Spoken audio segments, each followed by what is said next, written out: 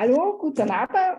Bonjour à tous et toutes. Bienvenue au séminaire du BSA avec comme thématique ce soir protection des amphibiens dans l'évacuation des eaux urbaines. Sinon, ce soir, on a deux présentations. La première présentation est de Irina Bregenzer qui va nous présenter, qui vient du CAP, qui a une formation de biologiste et qui va nous présenter de façon générale la problématique des amphibiens en zone habitée et le long des routes. Et la deuxième présentation est de Simon Gauss du bureau Viltia Architecture. Et là, il va parler plus en détail des amphibiens et de l'évacuation des eaux usées, notamment tout ce qui est aspect technologique, pratique aussi, le problème des amphibiens dans les steppes.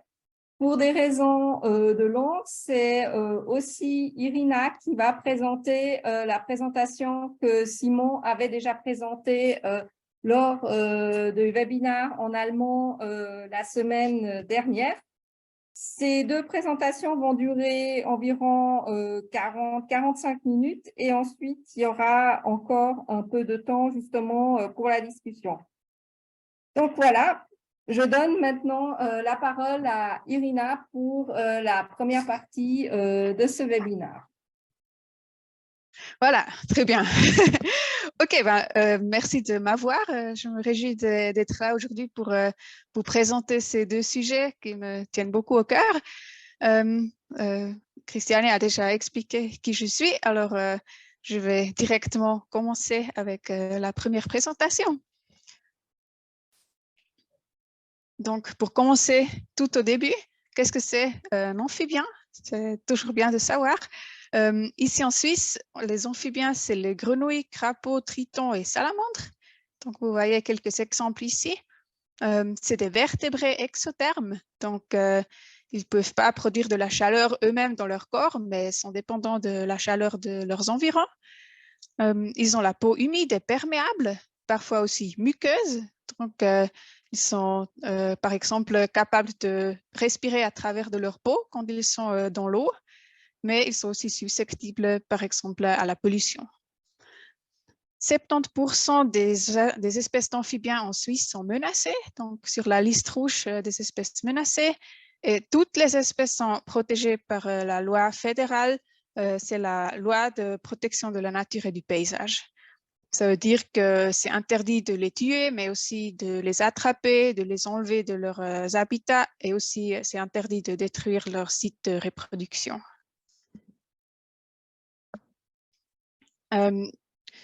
L'aspect le plus spécial des amphibiens, je dirais, c'est leur mode de vie. Le mot amphibios, ça vient du grec, ça veut dire double vie. C'est parce que les amphibiens mènent un peu une double vie. C'est la première partie de leur vie comme œufs et après comme larves. C'est des animaux aquatiques. On connaît le terme tétard aussi. Ils vivent dans l'eau et ils respirent à travers des branchies. Au début, ils n'ont pas d'extrémité du tout. Après, ils passent par une métamorphose pour arriver à un animal adulte qui est plus terrestre, pas à 100%. Ça dépend aussi des espèces, mais majoritairement, les amphibiens adultes viennent seulement vers les plans d'eau pour se reproduire et puis après repartent vers les habitats terrestres. Et ils respirent par des poumons et pas les branchies comme avant. Cette transformation nous montre aussi déjà un petit peu ce qui est le problème avec les amphibiens et les routes surtout, parce que ici vous voyez les différentes migrations des amphibiens. Donc, comme ils ont ces différents stades de vie à travers de l'année et de leur vie, ils doivent migrer entre différents habitats. Vous voyez au printemps, ça c'est ce qui se passe maintenant, c'est que les adultes quittent leur refuge d'hiver et partent vers les sites de reproduction, vers les étangs. Après, normalement, dès qu'ils ont fini la reproduction, ils repartent vers les habitats terrestres.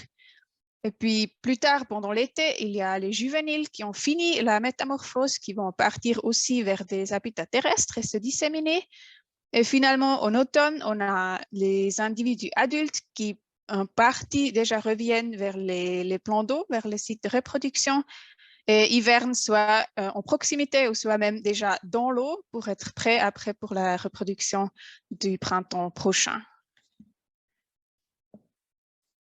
Et en général, si on pense zone habitée, on ne pense pas peut-être directement aux amphibiens. C'est vrai que si vous êtes à la gare de Genève ou de Lausanne, au milieu de la ville, il n'y a pas d'amphibiens. Mais dès que vous partez un petit peu dans la périphérie, dans les quartiers peut-être plus verts, avec des jardins, des parcs, des cimetières, etc., il y a souvent quand même des bons habitats pour les amphibiens. C'est souvent les amphibiens un petit peu plus communs, disons, mais quand même, aussi ceux-là, ils sont vraiment aussi en risque et puis c'est important de leur proposer des bons habitats. Pour les héberger dans les zones habitées, en fait, il faut plus ou moins 3 choses. Il faut de la nourriture, donc c'est des petits invertébrés, c'est des insectes, des araignées, des vers de terre, des limaces, etc. Il faut des sites de reproduction. Alors, pour ces espèces-là, souvent, ça peut être un étang de jardin assez normal. Ils n'ont pas des besoins très compliqués pour leur plan d'eau. Et il faut des refuges. Donc, d'un côté, pour passer la journée, quand il fait chaud et sec, ils ont besoin de se cacher. Et aussi pour passer l'hiver. Donc, pour l'hiver, ça doit être un refuge qui est protégé du gel aussi, parce que sinon, ils ne vont pas survivre l'hiver. Du coup, pour nous, pour la protection des amphibiens et aussi des reptiles et beaucoup d'autres petits animaux, notre motto est toujours un peu plus de désordre dans les jardins et les quartiers.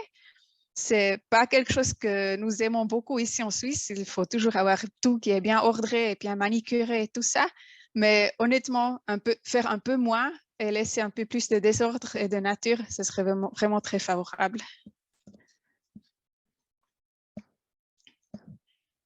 Après, dans les zones habitées, il y a aussi des dangers pour les amphibiens. Tout d'abord, c'est des pièges. Donc, comme vous voyez ici, il y a un escalier qui descend vers une cave. Évidemment, s'il y a un amphibien qui tombe en bas de ces escaliers, il n'a aucune chance de ressortir parce que dès qu'il y a un décalement qui est plus que 10 cm à peu près, c'est impossible pour eux pour sortir. Ça peut aussi arriver avec des seaux de loup ou des piscines, etc.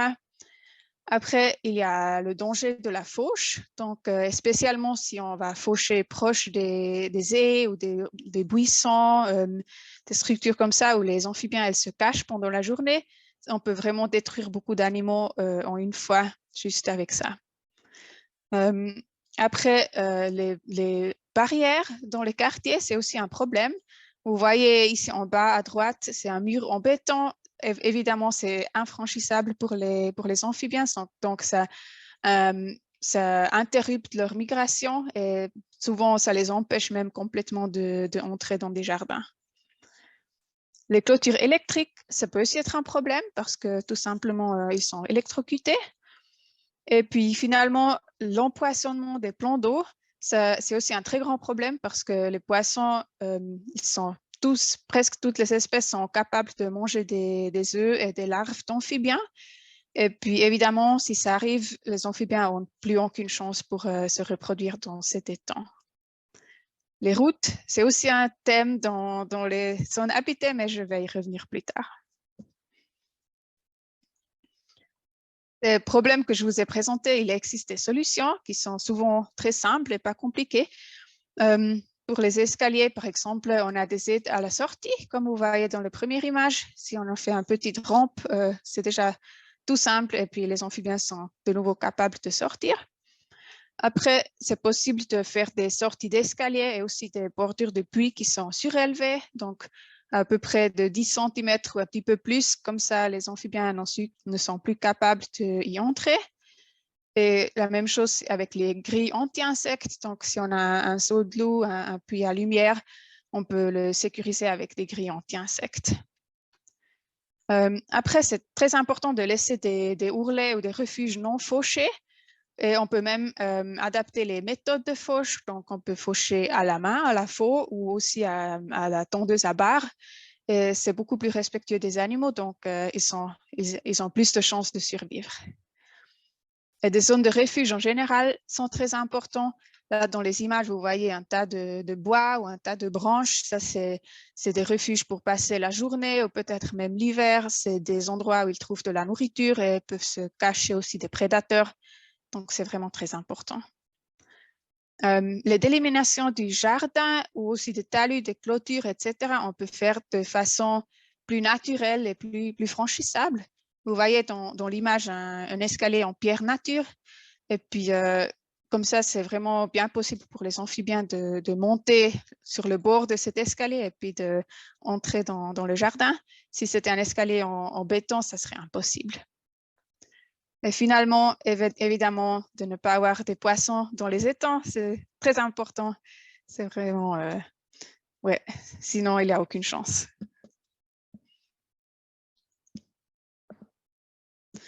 Après, les routes, c'est un sujet dans les quartiers, mais c'est aussi un sujet à l'extérieur, au paysage. Et puis, comme j'ai déjà dit, le problème principal, c'est si les routes coupent les itinéraires de migration. En ce moment, c'est la migration synchrone ou explosive des amphibiens qui se reproduisent tôt en printemps. Par exemple, la grenouille rousse, crapaud commun ou plusieurs tritons. Et puis, leur stratégie de reproduction, c'est d'arriver tous en même temps à l'étang. C'est vraiment pour que tout le monde puisse se reproduire. On arrive tous en même temps, on repart tous en même temps.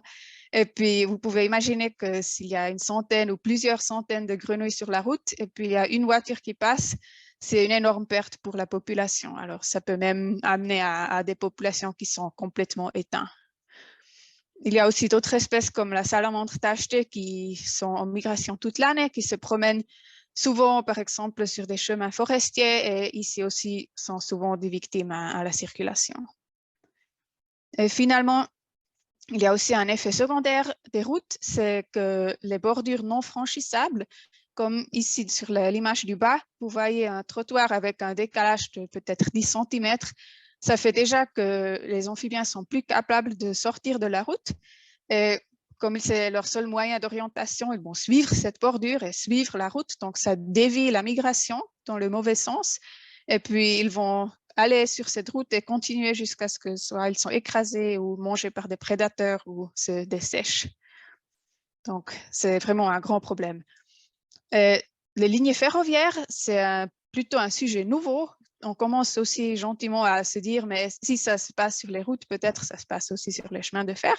Et vraiment, c'est le cas. Par contre, c'est beaucoup moins visible parce que normalement, les gens, ils ne vont pas se promener au bord du chemin de fer. C'est dangereux.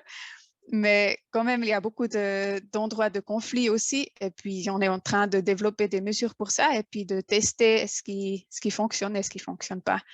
Mais c'est encore assez nouveau. Après, pour les routes aussi, il y a différentes solutions pour faire face à ces problèmes. Il y a différentes solutions temporaires. On peut mettre des panneaux d'avertissement. Ce n'est pas très utile. La plupart des gens ne font pas vraiment attention à ça. On peut fermer des routes. Ça, c'est vraiment très bien si c'est possible de fermer une route, soit pendant toute la période de migration ou au moins pendant la nuit. Par contre, c'est assez difficile à mettre en place parce que la population, ils ne sont pas très acceptants de ça. Ils n'ont pas beaucoup de compréhension pourquoi on doit fermer cette route pendant toute cette période. Et puis finalement, il y a des barrières mobiles. C'est ce que vous voyez à l'image du milieu. C'est ces barrières en bâche plastique qu'on voit maintenant partout, où les amphibiens sont arrêtés par cette barrière. Ils longent la barrière, tombent dans les seaux qui sont enterrés. Et puis 2 fois par jour, il y a des volontaires qui viennent contrôler les seaux et puis enlever tous les amphibiens et les ramener vers les plans d'eau pour la reproduction. C'est un système qui fonctionne bien. Par contre, c'est un grand travail. Ça nécessite des groupes de volontaires assez grands. Mais il y a aussi des avantages que, par exemple, on peut compter les animaux, donc on peut suivre la population et voir comment elle se développe. Et aussi, c'est un aspect de sensibilisation. Par exemple, souvent, il y a des classes d'école qui participent à ces projets. Et c'est super pour eux comme expérience nature. Pour toutes ces solutions temporaires, il y a un problème, c'est qu'ils sont la plupart du temps seulement actifs pendant la migration de reproduction ou de printemps. Mais toutes les 3 autres migrations que je vous ai montrées avant, elles ne sont pas protégées. Donc, même si la première migration est protégée, c'est quand même possible qu'au cours de l'année, il y a beaucoup d'animaux qui se font écraser. Pour éviter ça, on peut avoir des solutions permanentes. Ici, je montre des passages sous la route avec un dispositif de guidage. Donc, c'est des murs qui dirigent les animaux vers les tunnels. Et puis, c'est quelque chose qui marche très bien si c'est fait comme il faut, selon les normes. Par contre, c'est vraiment pas bon marché pour installer ça. Et donc, normalement, ça se fait surtout quand il y a des rénovations de routes de toute façon. Et puis, comme ça, on peut profiter du moment pour aussi installer ces tunnels-là amphibiens. Et évidemment, il serait encore mieux de ne pas construire des routes à travers des habitats d'amphibiens, mais ça, c'est seulement applicable en cas de nouvelles routes, mais pas vraiment des routes existantes. Et puis, un des grands dangers aussi sur les routes, c'est les puits d'évacuation des eaux routières. Les animaux, comme j'ai déjà dit, ils longent souvent ces bordures de route et puis, tôt ou tard, ils finissent vers une grille de puits comme ça. Et souvent, ils y tombent accidentellement, juste en marchant à travers. Parfois, ils entrent même volontairement parce qu'ils pensent ah, c'est un bon refuge humide et sombre, je vais y aller pour passer la journée. Et évidemment, ils n'ont plus aucune chance de ressortir. Alors, soit ils meurent dans les puits, ou soit parfois ils sont aussi transportés plus loin vers les bassins de collecte ou les stations d'épuration, etc. Pour ça, on a différentes solutions sur place. On peut faire le meilleur, ce qu'on peut faire, la solution idéale pour les amphibiens, c'est le drainage en surface, comme ici avec des fossés de drainage ou d'infiltration. Ça, c'est vraiment le top parce que ça ne pose plus aucun piège. Si ce n'est pas possible, on peut au moins essayer de réduire le risque. Une possibilité, c'est de faire des bordures de route plates ou biseautées. Donc, vous voyez l'image au milieu à gauche, c'est vraiment aucun décalage. Donc, pour les animaux, au moins c'est simple de ressortir de la route. On peut faire un décalage entre le couvercle du puits et le bord de la route de plus ou moins 10 cm, comme l'image du bas. Et comme ça, les animaux ils sont capables de passer entre deux. Alors, au moins, ils ne tombent pas dans les puits par accident, mais quand même, s'ils ont envie d'y rentrer, ils peuvent toujours le faire. Et finalement, on peut utiliser des couvercles de puits avec des ouvertures étroites. Ça, au moins, ça empêche les amphibiens les plus grands d'y entrer. Par contre, si on a des juvéniles ou des tritons, ils seront toujours capables d'y entrer. Et maintenant, je vous ai présenté beaucoup de problèmes et de dangers, mais en fait, la drainage peut aussi être un avantage ou une chance, parce qu'en général, on peut dire que le paysage est beaucoup trop sec pour les amphibiens et aussi pour plein d'autres animaux aquatiques. Alors, si on a des fossés de drainage en surface, ça peut être un milieu de reproduction pour les amphibiens.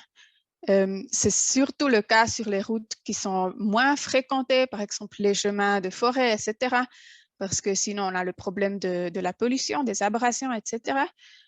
Mais si on peut faire ça, le mieux c'est de faire des bassins où l'eau se ralentit un petit peu. Et en plus, il s'assèche régulièrement, soit en fin d'été ou soit en hiver. Ça se fait un endroit idéal pour le sonneur à ventre jaune pour se reproduire. Donc, c'est ce petit crapaud en bas qui est très rare et qui a besoin de plans d'eau qui s'assèchent toutes les années. Donc, ça, c'est vraiment une chance parfaite pour aider à ce petit sonneur pour essayer de le faire persister. Après, si on fait ces fossés de drainage en surface, peut-être une fois, il faut quand même les détourner vers les égouts. Et pour ça aussi, il y a une solution spéciale pour ne pas faire des pièges, et c'est le puits d'évacuation favorable aux amphibiens. C'est un système à 2 chambres où on a le puits principal et un puits supplémentaire avec une rampe en béton où les animaux peuvent tout simplement ressortir du puits et puis comme ça, il n'y a plus personne qui doit y mourir. Voilà, c'était déjà les différentes choses que je voulais vous présenter. Ici, vous avez encore quelques sources d'informations si vous aimeriez en savoir plus. D'un côté, il y a notre site web de Karsh avec divers dossiers de fiches techniques, etc. Et il y a aussi les normes VSS que vous pouvez acheter online sur leur site web. Là, il y a vraiment les détails techniques, comment il faut faire ces mesures pour vraiment que ça fonctionne et ça soit accepté aussi par les amphibiens. Voilà, c'est la première présentation.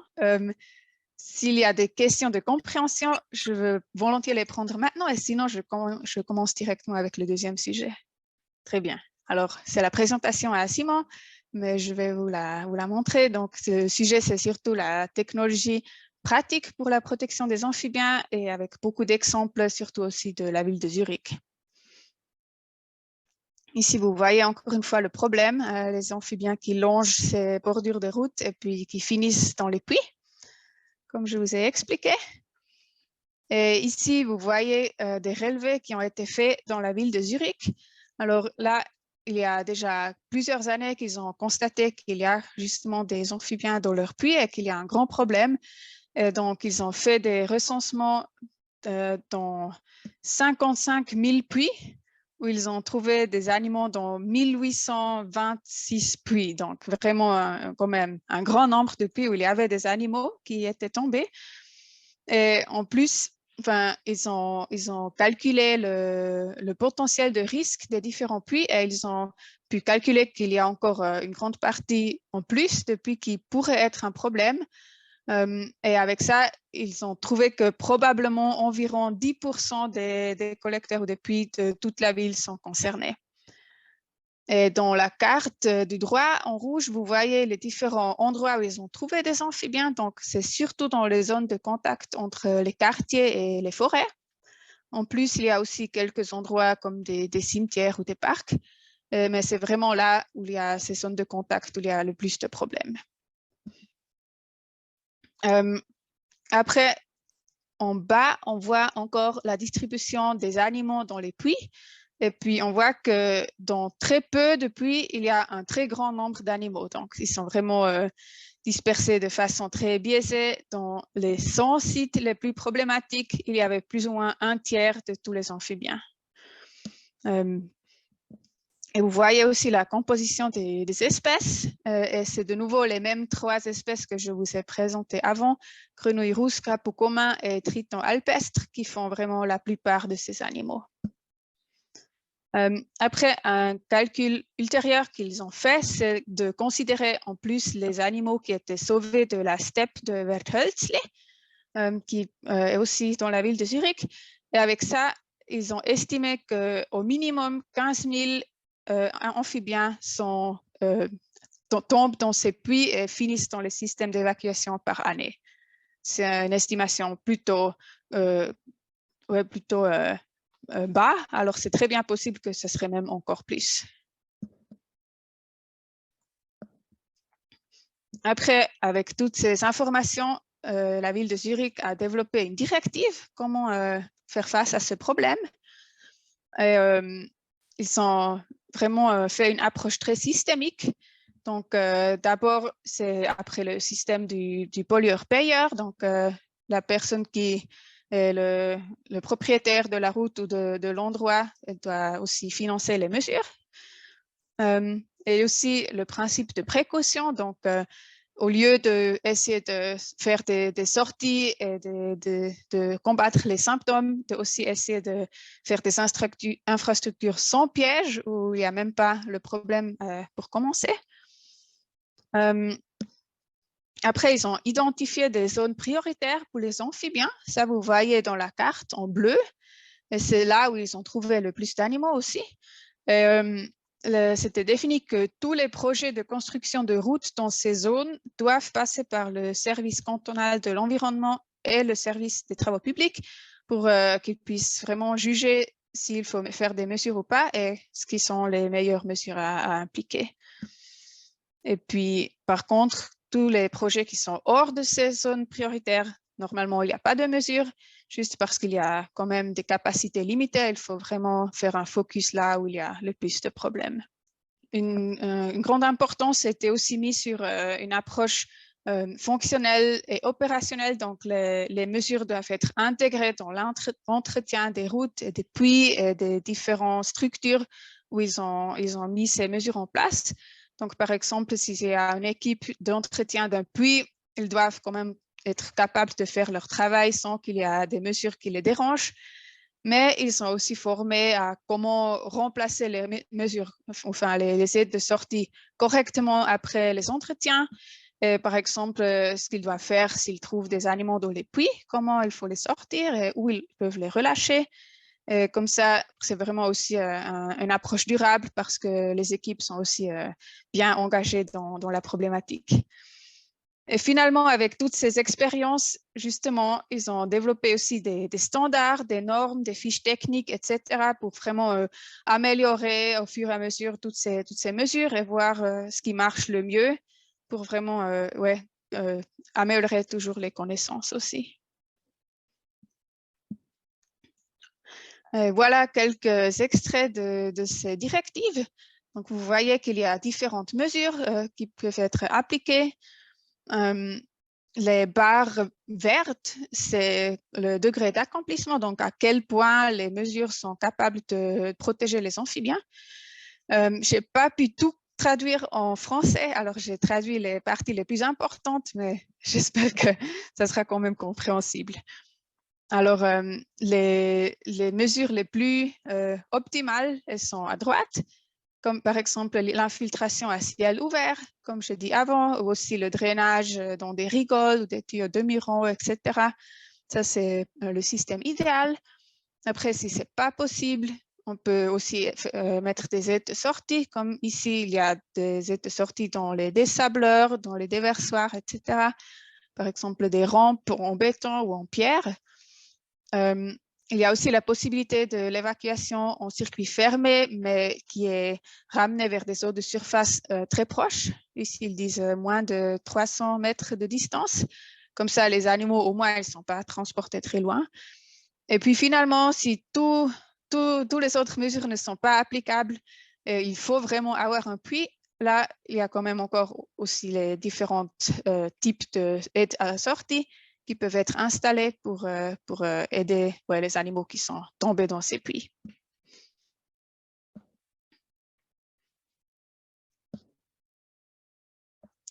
Après, il y a aussi différentes mesures qui peuvent être prises sur les bordures des routes. Comme j'ai déjà mentionné avant, donc le système idéal pour les amphibiens, c'est les bordures sans décalage, complètement plats. Mais là, ils ont constaté qu'il y a un conflit d'intérêt avec les personnes aveugles et malvoyantes parce qu'ils n'arrivent plus à reconnaître où le trottoir se finit et la route commence, ce qui n'est pas idéal. Alors, finalement, ils ont opté pour un décalage de 3 cm qui est quand même reconnaissable pour les personnes malvoyantes, mais quand même encore franchissable pour la plupart des amphibiens. Et ça, ils ont adapté. Après, il y a un peu des mesures supplémentaires. Par exemple, on peut rabaisser les bordures autour du puits. Alors, si les animaux ils longent cette bordure et arrivent au puits, au lieu de tomber dedans, ils peuvent sortir de la route et puis retourner vers leurs habitats. Et si les puits sont très éloignés, plus que 20 mètres, on peut aussi faire des rabaissements entre deux. Ça, c'est la mesure d'en bas pour donner assez de possibilités de sortie. En plus, il y a aussi la possibilité de faire des coussins de pavage avec l'asphalte, qui sont donc aussi des rampes, mais ajoutées depuis l'extérieur. Là, il y a le problème qu'ils disparaissent assez rapidement, surtout en hiver avec le déblaiement de la neige. Tous ces coussins sont enlevés et puis comme ça, ce n'est pas une solution très durable. Et finalement, on peut aussi faire des rétrécissements et d'autres mesures de ralentissement de la circulation. Ça protège aussi les amphibiens. Ici, on a différents types d'aide à la sortie. On ne peut pas vraiment dire qu'il y a un type qui est idéal et toujours le meilleur. C'est plutôt, il faut juger selon la situation et aussi selon les moyens financiers. Le premier, c'est un tube en plastique. C'est développé par l'entreprise Amphibtech. Et puis, le tube, il va en spirale le long du mur du puits et puis après sort à travers du mur. Alors, il faut faire un perçage dans le mur du puits. Et puis, comme ça, les animaux sont capables de sortir en dehors de la route, donc il n'y a pas de risque pour se faire écraser. Et ils sont directement de nouveau dans leurs habitats. Ça, c'est vraiment très bien, ça fonctionne bien. Par contre, c'est assez cher, justement parce qu'il faut aussi faire ces perçages. Et du coup, c'est peut-être pas applicable partout. Après, il y a le géotextile. Ça, c'est une sorte de tissu de fibres plastiques très dense. Les amphibiens arrivent très bien à les grimper, même à la verticale. Par contre, il y a un problème qu'ils s'encrassent fortement s'il y a des matériaux qui sont apportés depuis l'extérieur. Et ça peut même amener, s'ils deviennent de plus en plus lourds, que finalement ce tissu se déchire et puis l'aide à la sortie ne fonctionne plus du tout. En plus, il y a aussi un petit peu le souci de microplastique. Je pense que ce n'est pas très, très recherché, mais en tout cas, c'est quelque chose aussi à garder en tête. Alors, pour moi, c'est plutôt une mesure à court terme. S'il faut vraiment rapidement avoir quelque chose en place, on peut mettre ça, mais à long terme, ça serait meilleur d'avoir une solution un peu plus durable. Après, on a différentes versions d'aide à la sortie en tôle perforée. C'est la version Gauss et la version MAG. Ça, c'est un matériel qui fonctionne le mieux si c'est installé en diagonale. Comme ça, c'est plus facile à grimper. Et ouais, ça ramène les animaux vers la grille pour pouvoir sortir. C'est pas très compliqué. Ça fonctionne bien. C'est aussi assez bon marché. Le seul problème qui arrive, c'est que les équipes d'entretien du puits, ils doivent les sortir et les remplacer après leur entretien. Et souvent, ça pose des problèmes parce qu'ils ne les replacent pas correctement et puis ça ne fonctionne plus. Ils ont vraiment constaté que ouais, presque la moitié des puits, après quelques années, c'est plus installé correctement. Après, on a une mesure, on appelle ça ici boulder, donc c'est plus ou moins un mur de grimpe pour les amphibiens en béton. C'est quelque chose qui est encore en développement, c'est assez nouveau, et puis je vais vous montrer encore dans le prochain slide. Et finalement, on a aussi des options de éponge ou de siphon. Là aussi, on a un peu le problème de encrassement et que ça se remplit rapidement de matériel, et puis après le puits, il ne fonctionne plus vraiment. Différentes. Après, ici, on a un exemple d'une steppe. C'est aussi à Zurich. Et puis là, ils ont installé plusieurs sorties différentes. Alors, vous voyez à droite, on voit que c'est l'eau qui arrive depuis la gauche. Et puis d'abord, elle arrive vers ces petits îlots verts. Ça s'appelle les îlots latéraux. Après, il y a aussi une bande transversale grise. C'est une sorte de radeau où ils peuvent aussi sortir. Des deux endroits, les amphibiens peuvent aller sur ces canaux rouges qui les amènent soit vers une sortie vers l'extérieur ou soit vers un seau où ils sont après collectés régulièrement par les employés et ils peuvent aller les relâcher dans un autre endroit.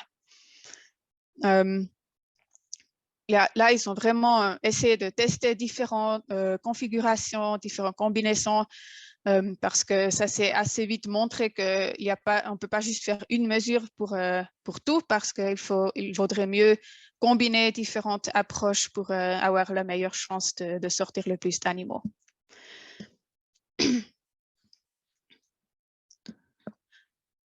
Après, voici quelques images de ces sorties, de ces différentes installations. Donc, le matériel, c'est souvent aussi la tôle perforée ou parfois aussi des tapis en caoutchouc, comme on le voit en haut. Et il y a aussi des expériments avec des dégraisseurs que vous voyez en haut à droite, mais malheureusement, ça n'a pas très, très bien fonctionné et je pense que ce n'était pas poursuivi. Ici, on voit un test de ce modèle de radeau. Donc, l'eau et les amphibiens arrivent depuis le haut. Et puis, les différentes lignes, ça représente les différents amphibiens qui étaient filmés pour voir ce qui se passe. Et puis, ils arrivent d'abord sur ces îlots latéraux, sur les côtés, et après aussi sur le radeau. Et ils ont regardé combien d'amphibiens arrivent à sortir avec ça. C'était quand même un assez bon succès. Alors, en tout, il y avait 70% des individus qui ont réussi à sortir. et seulement 30% qui ont continué à nager et puis qui sont finis vers le râteau, vers la grille, et puis ils ont fini dans la presse des déchets. Alors, c'est quand même un succès. Ils ont aussi vu que le radeau, il a élevé quand même ce taux de sortie de 15%. Alors, ça vaut la peine justement de combiner différents types de sorties. Ce qui est important aussi, c'est que ces systèmes ont une bonne adhérence parce qu'il y avait quand même quelques animaux qui sont montés et puis descendus et ils n'arrivaient finalement pas vraiment à sortir. Après, les animaux qui finissent dans le râteau, souvent, c'est la fin parce qu'ils arrivent dans une presse de déchets et puis c'est fini, ils sont morts. Mais il y a quand même aussi des systèmes où on peut encore une fois ressortir un bon nombre d'amphibiens à cette étape-là. Ici, je l'appelle écumeur d'amphibiens. Je pense que ce n'est probablement pas un terme très, très technique, mais c'est traduit plus ou moins de l'allemand. Ici, il y a les déchets de dégrillage qui arrivent et qui vont encore une fois être immersés dans un bac avec de l'eau. Les amphibiens, ils flottent plus ou moins à la surface. Alors, ça leur donne une chance de ressortir sur ces bords qui sont aussi faits en tôle perforée ou parfois aussi en caoutchouc, mais assez grimpables. Et comme ça, ils peuvent sortir vers le côté et puis finir dans un canal de collecte où de nouveau, ils peuvent être ramassés par les employés. Dans l'image du haut, vous voyez une grenouille rousse qui est justement en train de sortir. Donc, ça marche assez bien. Les animaux sont très prêts à sortir comme ça. Et en tout, il y avait 66% des animaux qui arrivaient et qu'on voyait qui ont aussi réussi à sortir dans cette étape-là.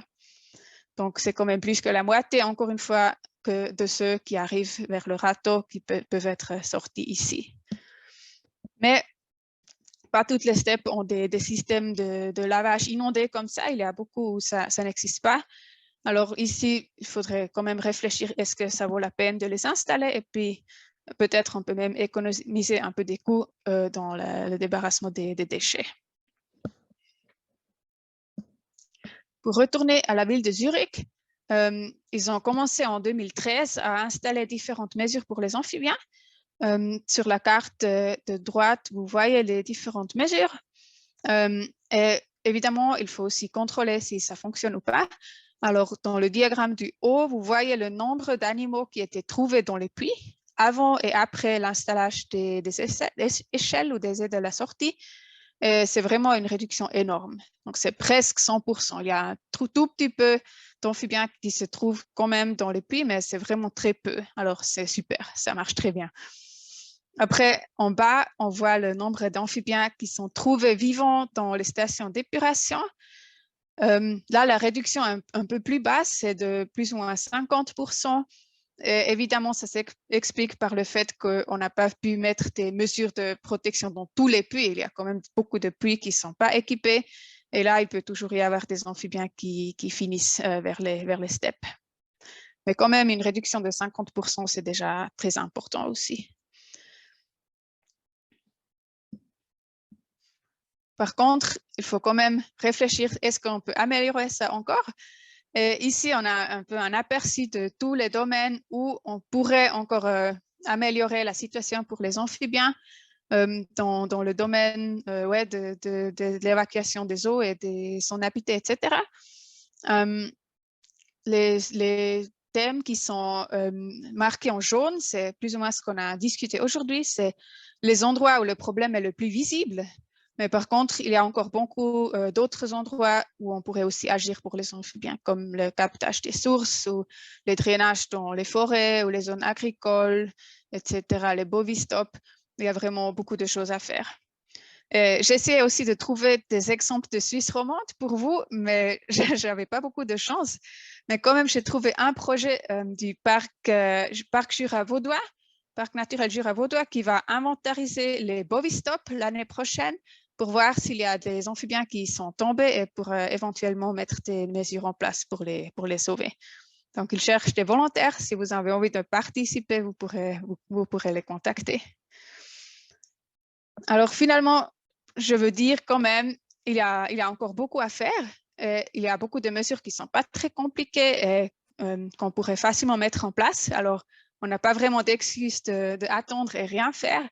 Et il y a aussi beaucoup de potentiel pour l'innovation. Donc, on pourrait faire des systèmes combinés qui favorisent les amphibiens, mais aussi qui participent dans la prévention des inondations ou de la sécheresse. On peut essayer de mettre en place des systèmes intelligents, ou des concepts comme les villes éponges, etc. Alors, il y a vraiment beaucoup de potentiel pour trouver des super solutions pour le futur. Alors, je vous invite à essayer de peut-être réfléchir à ça aussi et trouver s'il y a de bonnes nouvelles idées. Et je finis avec cette petite grenouille échappée encore une fois. Dieu merci.